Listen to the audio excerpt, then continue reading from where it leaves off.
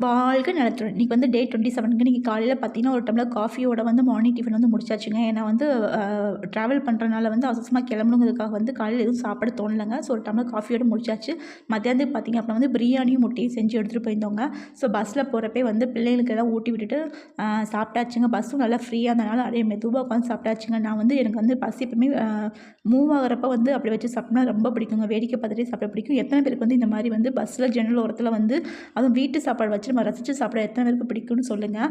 நல்லா சாப்பிட்டேங்க திருப்தியாக. இந்த மாதிரி வந்து ட்ராவல் பண்ணுறப்போ ஒரு தூக்குபாலில் கீழேயும் வாழை வச்சுட்டு சாப்பாடு போட்டு அதுக்கு மேலேயும் வாழை வச்சோம் அப்படின்னா வந்து எவ்வளோ நேரம் ஆனாலும் சாப்பாடும் கெட்டு போகாமல் இருக்குங்க.